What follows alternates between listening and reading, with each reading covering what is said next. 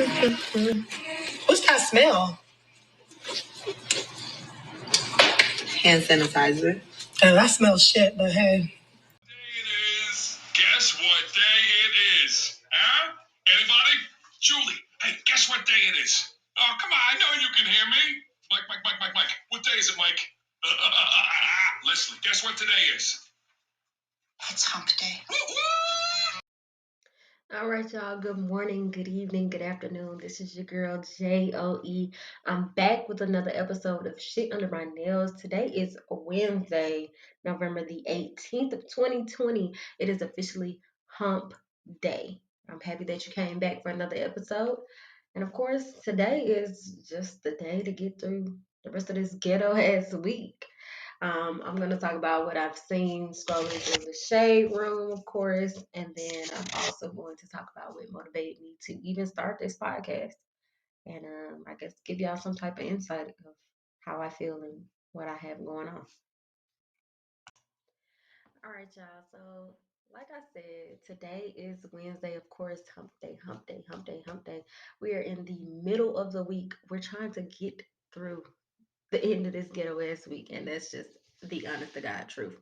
So, um, I got a couple of questions recently, like in my DM and things of that nature, about how I started my podcast and what motivated me to start my podcast. I've always kind of sort of been told that I'm entertaining. A lot of times I'd be very serious. For those who've known me for years, they know that, you know, I have my own lingo. I speak very differently. I've had people also tell me, like, you don't have the typical Georgia accent. For those who don't know, I'm born and raised from Georgia. And, my mother raised me differently. The household that I grew up in was a little bit different, but, to each his own. Now, the reason why I felt like, you know, I should start a podcast is because, number one, I've been told my voice is very appealing, which I can definitely appreciate that. As well as I have so many different stories from, oops, sorry about that. All right. So I have so many different stories from my childhood, the things that I've went through, transitioning from a child to a mother of a child, and just the many different things that I've went through, just in general. Um, it's kind of hard for me to kind of digest, but I just felt like, you know what, this is my own therapy to certain situations, and I'm kind of happy for it. Of course, a lot of people may not appreciate the next couple of episodes because it's really gonna be in tune with my life, but hey, I feel like it's only necessary. I feel like it's right because it makes me feel good. It makes me feel better as a person. I'm going to let y'all hear some of an inspirational speech because I feel like certain things motivate me. Um, I would necessarily say that certain, like, I've watched celebrities that inspire me specifically, like, and it's really weird because I don't get inspired by like a lot of women. I mean, of course, you have your Oprahs, you have your certain singers that are rose to high fame, J Lo, and whomever else. A lot of different actors and actresses, but nobody motivates me the most outside of Will Smith and Denzel Washington. So I do watch nice little inspirational videos, and they help me push to keep going. I've always felt like my passion was to just speak on everything that's going on, not just in my life, but just the world in general, because I mean, that's just what fulfills me. Like, people say, what's your ultimate happiness? My ultimate happiness is to communicate with you guys, to connect with you guys on a different level, mentally, physically, emotionally, spiritually. I love talking to so many different people. I love giving out stories, my different scenarios, things that I went through, and it makes me feel better. Like once everything is done, it's like I have let everything out on the table when I do my podcast. Um, Also, another thing for me specifically is when I when I originally okay, so I'm gonna have to start from the beginning because podcasting was never like, you know what? Sorry. So from jump, podcasting was never like the thing. I'm gonna explain how it happened. I went to cosmetology school and I was really cool with this girl named Chrissy. And Chrissy had she was the ideal person. She's a very talented cosmetologist, but she was also the girl that had many different ideas and many different dreams. Um, I never knocked her for it because of the simple fact that, to be honest, even back then, I've always thought you're gonna need more than one income in order to be some type of successful or at least content with your life. Not to say that you're going to be working for a bunch of people for the rest of your life. It could be something as, hey, I have a podcast and I'm going to go ahead and I'm going to do advertisement and I'm going to go ahead and I'm going to post on social media every day and I'm going to go ahead and sell merchandise. That's what I mean when I say multiple streams of income. Now, as far as Chrissy, she wanted to have bottle girls. At the time, she was working at a strip club and she was going to cosmetology school. I was pregnant at the time, so I was just like, oh, I know who would have good looks for, different females. Like, I see a female, and for me personally, I give props where props is due. So if I see an attractive female and she was pretty, I was like, I think she would be one of the people that we can get as those girls. Me and Chrissy, we wanted to put a group of girls together that basically would go to these different bars. We would sell the bottles. We would basically divide and conquer. We would take over each and every club in Atlanta. That was the initial plan, right? Um, and of course, shit happens. Life happens. Okay. I had a baby. We graduated. We kind of lost contact. We stopped talking for a while, and then eventually, while I was going through my situation where I was homeless. I was in a homeless shelter. I was living in a homeless shelter, and oh my gosh, worst experience of my life. Will I do it again? I fight to never do that or go through that again with my children. But at the time, I was homeless, and she kind of sort of approached me with an idea. And of course, she was like, I think we should do a podcast. And I'm like, really? And she was like, oh my gosh, you're really, really funny. And I was like, okay, I never thought about that. Of course, I have background, certain family members that I know or that I'm cool with or that, are extended or immediate family. They have done something close to the entertainment industry. So I was just like, I never thought of a podcast, but I was like, okay, so like, what do you do? Like, I don't know. She told me about this website, Spreaker. Now, my personality, I'm gonna say I'm head over heels. The reason why I say I'm head over heels is because of the simple fact. If you tell me that this is your dream you want to do, I'm gonna research my ass off because I need to know in detail what do I gotta do? What's the money potential from this situation like? How much time am I invested in this? And if I do invest this much time, I have to split that time between my children, my job, and everything else that I have going on, which was absolutely true. So she decided to tell me about Spreaker.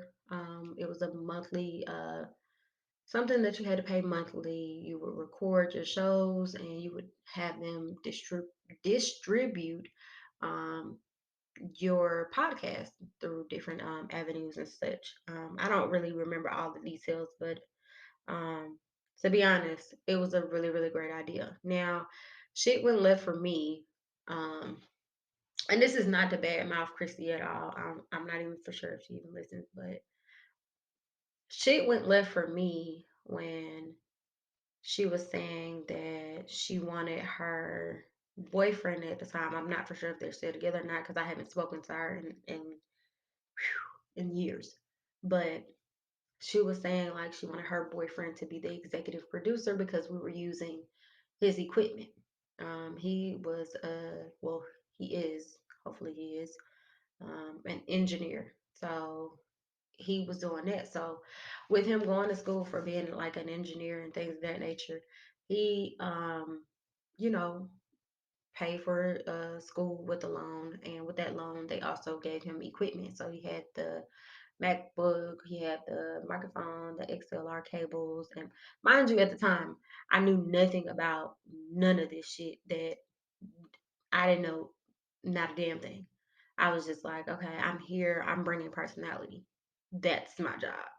With not even fully investing into the situation, was really stupid. But hey, I was motivated by the simple fact that it could be done.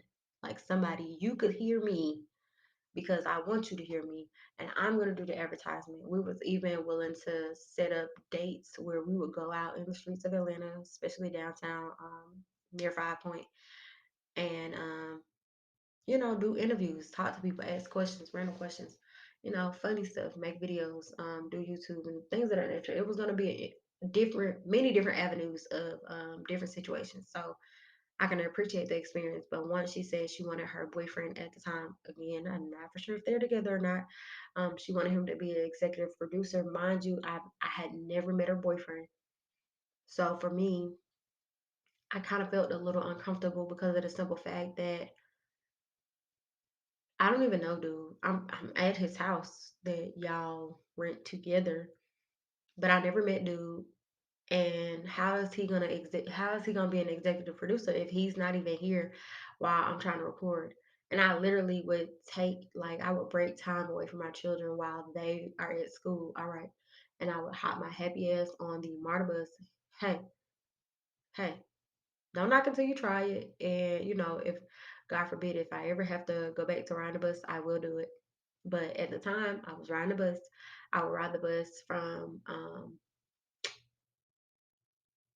where was I living at? I was living in Conley. So I was riding the MARTA bus from Conley all the way to Lakewood. Hey, let's record. Da da da. Da. We would do a couple of different outtakes, whatever the case may be. Eventually, the podcast never happened. I was very disappointed. I felt like that I wouldn't do a podcast at all because I was like, that's like I really it made me feel good. Like it was like the little spark of flame. It made me feel good. Um, I want to say that was about 2000 and like I want to say about 2017, 2018, something like that. And basically I was like, you know what? A lot of people enjoyed me. Well, I'm gonna tell you this. Before Chrissy ever approached me to do the podcast, I would get on my personal Facebook, and for those who don't know, my personal Facebook is Navadia Brooks. That is my name. You know what I'm saying? If you go find me, you can definitely follow me. But um, I would get on my personal Facebook and I would just talk, about my different experiences and shit, that I had going on, and people thought it was funny. They enjoyed like just watching me or having agreements of something that I feel, so I already had my own little small snippet of like fame, and a lot of people may be like, oh, that's not real fame, but it got weird to me, so I just like stopped posting. But when Christy approached me with the idea, I was like, okay, so in my mind I'm like, you know what, when it comes to certain situations like this, you have to be uncomfortable. People messaging me while I'm in the courthouse, or people just like randomly walking up to me or randomly staring at me, it makes me very uncomfortable because you can literally walk up to me and I'm super duper nice. Hey, how you doing? What's going on? Da da da. Like that's just me. So when she approached me with the whole podcast idea, I realized in the back of my mind, like, all right, bitch, you cannot feel uncomfortable anymore. Like, that's just not even an option. If you feel uncomfortable, I will. Because if this is the lane that you decide to go in, then this is what is going to happen. Fast forward to 2019, I actually moved into my own apartment. Jesus. I moved into my own apartment and I was going through um, a situation as I was in my apartment that a lot of people didn't know about, but I ended up maneuvering through.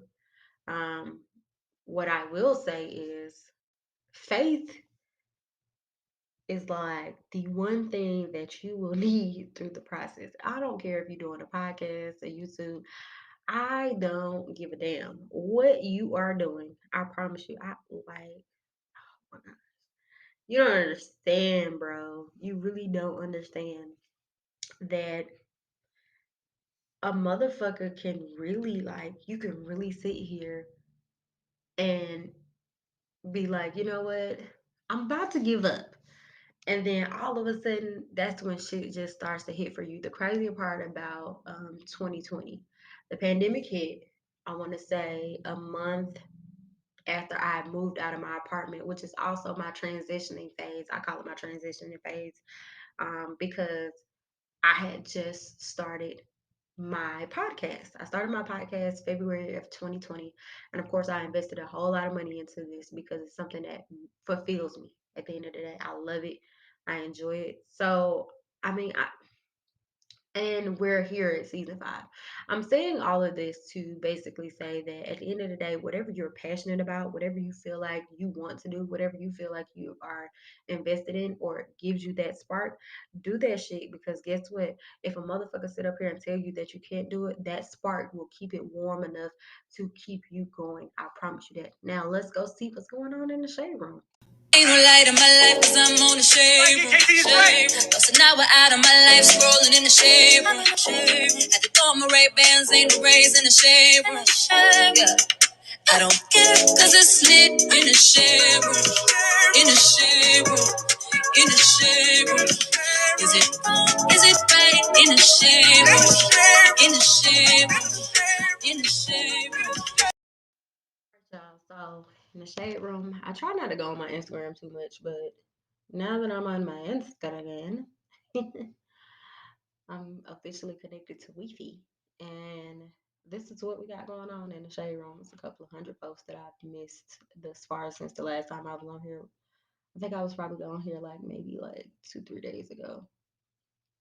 So let's just see what we got. I try to go to the most recent one that I've seen, and then I try to go up and just see what I find interesting. First of all, let's talk about Omarion, baby. I'm talking about, whew, Jesus. I don't know why April broke up with that. He looked like the most zenest man that I can see in life.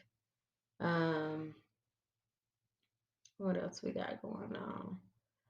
It looks like, and I know what's going on. Jeremiah gives an update on his condition with the battle of COVID. So he was recently in ICU battling COVID-19. So again, y'all motherfuckers need to stop playing these games and wear your fucking mask because it is not a fucking joke. Like, people still think it's a joke out here. It's not. Nick Cannon showing how strong he is. Lord Jesus. I remember when he had no abs. Anywho, what else do we have going on? I did see, what's his name? LeVar Ball. He did like this interview and he was talking about how he was telling his sons, like, you're playing in the NBA and the only type of bitches you're gonna meet are hoes. You're gonna meet them at the restaurant you may eat at, the club that you go and dance at. You're not gonna meet nobody like I met your mom. You need to meet you. Basically, you want to meet a good woman. The NBA is not the place. Um, what else is going on? Tory Lanez, he's in Mexico. I'm assuming he did virtual court and he still pled not guilty to the whole Megan Thee Stallion charge and things of that nature. Who else? What else do we got going on here? Of course, they said Mariah Carey. She's supposed to be getting a special on Apple TV, just for Christmas. Mind you, the Mariah Carey song has like legit been a thing. Like since I was younger, I've never known any other Christmas song. Well, I know other Christmas songs, but Mariah Carey was one of the major Christmas songs. Um, Ray J, of course, Ray J and Princess. They're still filing for divorce. Princess is asking for joint custody of their child because they want to keep some type of reconciliation between them two to keep it going. Um, and there is a big ass debate on the Shade Room about America's favorite food chain, depending on the state.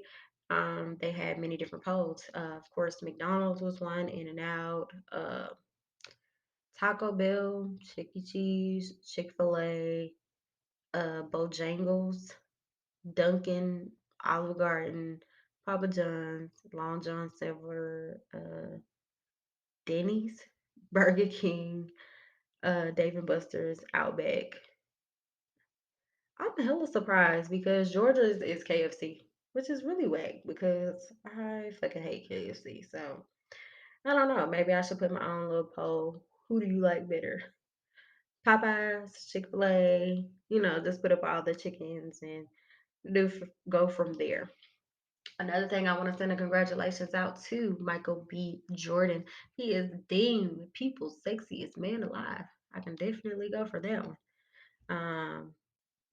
Another thing, Waffle House introduced a bacon infused beer, bacon and cakes. I don't really know how that's gonna do on the Waffle House scale, but Waffle House, just let me know how it goes.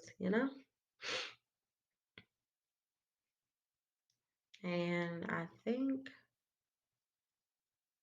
yeah, I want to say I think that's all that I'm gonna pretty much get into. Oh, well, I guess this would be the last thing from the Shade Room that I'm gonna get into. Mardi Gras parades in 2021 have been canceled due to COVID-19. So you people in Louisiana and possibly Alabama, 'cause that's what I know. People just go and do whatever it is that they do. So look, please don't go outside in a big ass crowd without your mask, please. I keep like two or three of them in the car and a couple of disposable ones just in case. Be mindful, be careful, and be cautious of everything that's going on out there. Oh no, okay. So I'm gonna do one more thing. So the Shade Room also posted something by the thing is called a new study found that mouthwash can kill COVID-19 in 30 seconds. I think that is the craziest shit ever, but hey, who knows? Like I said, be careful, be cautious of many different things that you got going on. I'm also going to leave you guys with some nice motivational messages from your boy Denzel Washington. Please continue to keep going. Whatever sparks you, makes you happy, whatever makes you better in general, do that. And whatever anybody else has to say about it, fuck them, fuck what they thought, fuck what they talked about. If it makes you happy, nothing else matters. All right. So as always, it's going to be a beautiful day on the south side of GA. I love you guys. Bye. I got to go pay bills. I found that nothing in life is worthwhile unless you take risks. Nothing. Nelson Mandela said, "There is no passion to be found playing small and settling for a life that's less than the one you're capable of living." Now, I'm sure in your experiences in school and applying to college and picking your major and deciding what you want to do with life, I'm sure people have told you to make sure you have something to fall back on. Make sure you got something to fall back on, honey. But I never understood that concept, having something to fall back on. If I'm going to fall, I don't want to fall back on anything. I want to fall forward. I figure at least this way I'll see what I'm going to hit. Without consistency, you'll never finish. So do what you feel passionate about. Take chances. Don't be afraid to fail. There's an old IQ test was 9 dots. And you had to draw 5 lines with a pencil within 9 dots without lifting the pencil. The only way to do it was to go outside the box. Don't be afraid to think outside the box. Don't be afraid to fail big, to dream big. But remember, dreams without goals are just dreams.